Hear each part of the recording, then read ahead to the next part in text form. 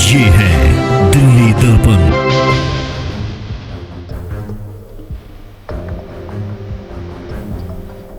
कोई सफाई कुछ नहीं है कहीं पे भी।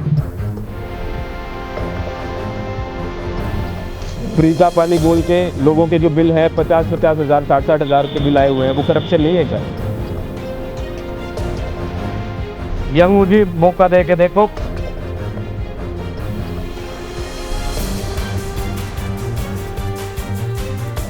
नमस्कार, मैं हूं राजेंद्र स्वामी। आप देख रहे हैं दिल्ली दर्पण टीवी। इस वक्त मैं मौजूद हूं रोहिणी विधानसभा में वार्ड 53E के अंदर।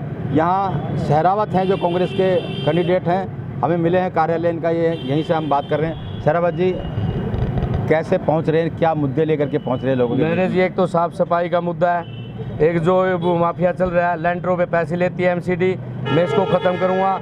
एक जितनी साफ़ सफाई होती है हर गेट पे अपना नंबर बोर्ड पे लिखवाऊँगा, वो खुद मेरे को फ़ोन करे, मैं वहाँ जाऊँगा, मैं वहाँ जाके देखूँगा।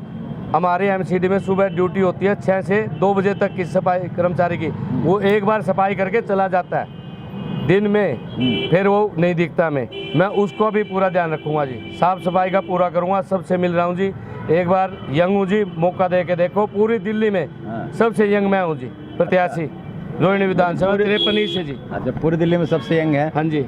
ये जो एरिया है हाँ जी, कांग्रेस के लिए हमेशा बड़ा टेढ़ी खीर रहा है, बहुत मुश्किल है यहाँ से निकालना। कैसे लोगों तक बात पहुँचाएंगे? देखो जी, शीला जी की याद दिलाएंगे जी। अब राहुल जी हमारे चल रहे हैं वहाँ से, देखो कितना जनसलाब हो रहा है। राहुल जी याद दिला रहे हैं, शीला जी की याद देखो। ये फ्लाईओवर आज कह रहे हमने करे, शीला जी की देन है जी। बाईपास पे कितना जाम लग जाता था, सारे शीला जी ने दी। मेट्रो शीला जी की देन है जी। शीला जी की दोबारा याद दिलाएंगे, मैं यहाँ से टिकट निकालूंगा। अच्छा, हाँ जी, जीतूँगा। आपको क्या लगता है कि विधायक ने कितना काम यहाँ पे करा है? और यहाँ के पार्षद भी बीजेपी के रहे हैं, तालमेल होना चाहिए था।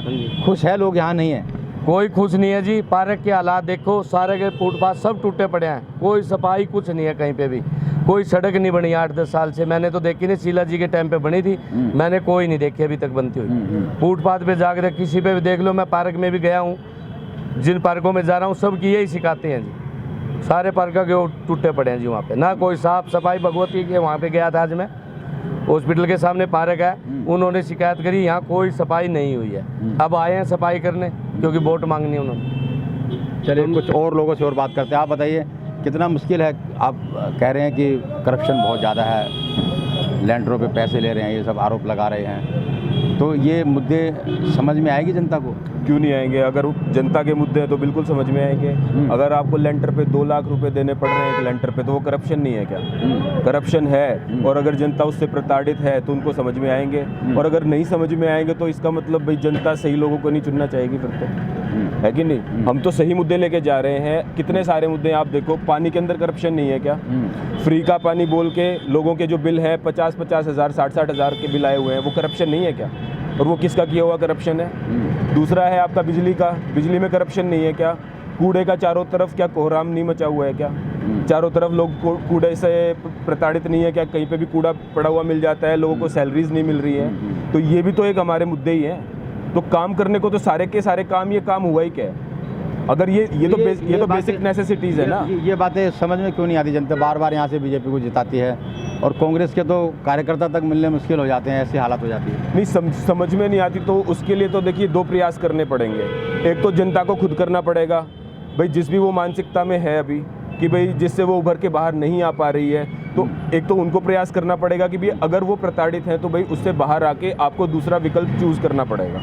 और दूसरा ये है कि भाई हम भी प्रयास करेंगे अपनी तरफ से, क्योंकि काम जो हुए हैं शीला दीक्षित जी के समय पे, लोग आज भी याद तो उन्हीं को ही करते हैं। बीजेपी अपना मतलब कोई किए हुए काम तो नहीं गिनवा पाई है अभी तक।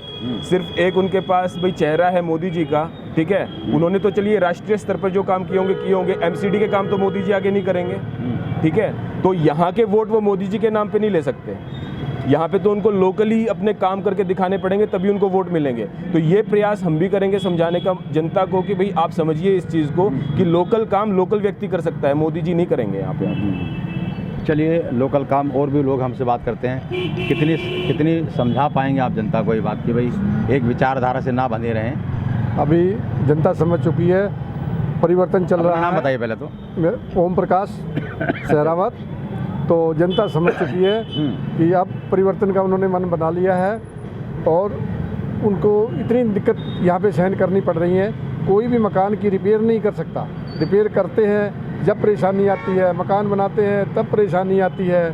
और पार्कों के हालात देखो, सभी पगडंडियाँ टूटी हुई हैं। अभी हम उसके कैंपेन के लिए गए हुए थे तो वहाँ पर पता चला कि पैरों में मोच आ जाती हैं चलते चलते, कहीं ऊंची पगडंडी है कहीं नीची पगडंडी है। इस करके जनता ने इस बार विचार बनाया है और कांग्रेस का बड़े धूमधाम से प्रचार चल रहा है व काफ़ी सपोर्ट मिल रही है। इस बार कोई भी ये नहीं कह सकता कि यहाँ पे बीजेपी का गढ़ रहा था, अब गढ़ नहीं रहेगा। जैसे आपने कहा कि भाई आम आदमी पार्टी का गढ़ है, ठीक है, किसी समय पे ये नहीं था, ठीक है, तो मुश्किल रहा होगा, लेकिन उन्होंने उस मुश्किल को पार करके और तब वो वहाँ पे पहुँचे, ठीक है।